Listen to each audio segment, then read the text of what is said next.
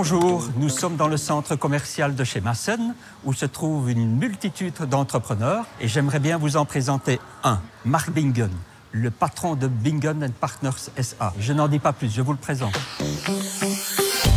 Moyenne, je viens voir Marc. Voilà, tu peux me suivre.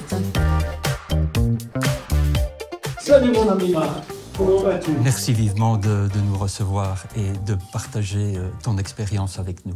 Qu'est-ce qui a fait qu'un jour tu t'es décidé de te lancer dans le secteur immobilier? Mon parcours professionnel a débuté en septembre 77 auprès d'une banque luxembourgeoise dans le service d'entreprise. J'étais conseiller PME. Bon, la clientèle que je servais à ce moment, c'était des hôteliers, des fermiers, des promoteurs, des firmes de construction. Et j'ai trouvé l'amour pour la pierre. C'était le moment où moi j'ai décidé de travailler pour mon compte dans l'immobilier. Et c'est en 2015 qu'on a créé Bingen & Partners, ou commercialement dit Home and Office Building.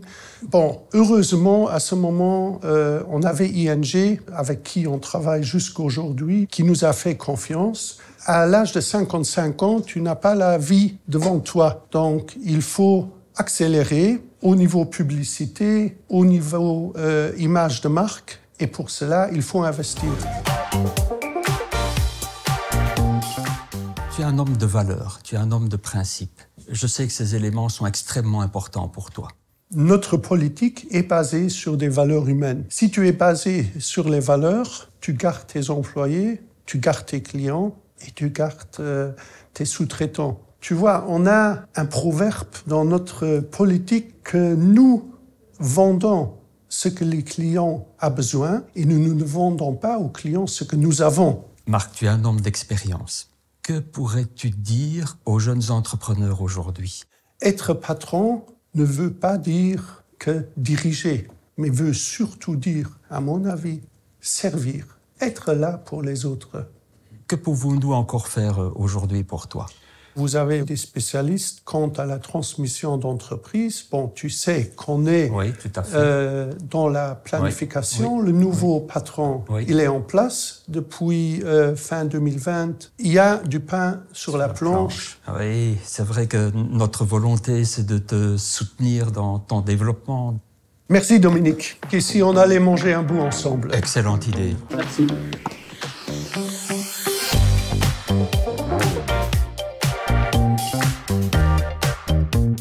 Je te présente Michael.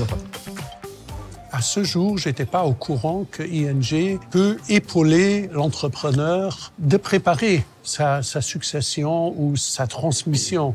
Il faut l'alignement de trois choses. Il faut des compétences. Il faut quelqu'un qui soit compétent pour prendre une direction. Il faut quelqu'un qui soit motivé pour être actionnaire, que ce soit motivé quand c'est dans sa famille, ou que ce soit motivé quand c'est un salarié qui va passer du stade de salarié employé à actionnaire. Et il faut également partager les mêmes valeurs, le même plan d'affaires, la même envie entrepreneuriale. Et donc, quand on a les trois, on peut démarrer, mais encore faut-il le détecter. C'est-à-dire qu'il faut se poser les bonnes questions avec les gens qui nous entourent, sa famille, ses proches ou des dirigeants à l'extérieur. Je crois que c'est ce que vous avez fait. Et donc, vous avez démarré la transmission déjà.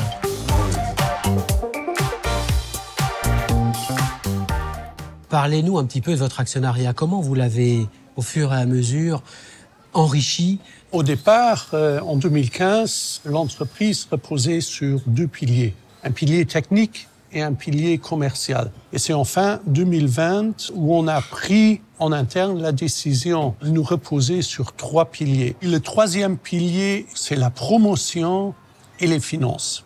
C'est clair, celui qui est agent immobilier, développeur et promoteur, à courte vie, il gagne plus. Moi, je partage. On partage toujours à trois. Mais l'énorme portefeuille, le recours au projet que j'ai avec ces trois piliers, je les aurai jamais seul. J'ai entendu tout à l'heure que la direction revient aux commerciaux. Est-ce que tout ça, c'est quelque chose qui a été écrit, des chartes, dans des statuts? C'est quelque chose qui a été planifié ou... Ça a été planifié dans ma tête et on l'a partagé et on l'a approuvé dans nos conseils d'administration. Maintenant, mettre sur papier notre volonté, notre vision, Ça, c'est un travail qui est devant nous. La première chose, je pense, à faire, c'est la charte associée.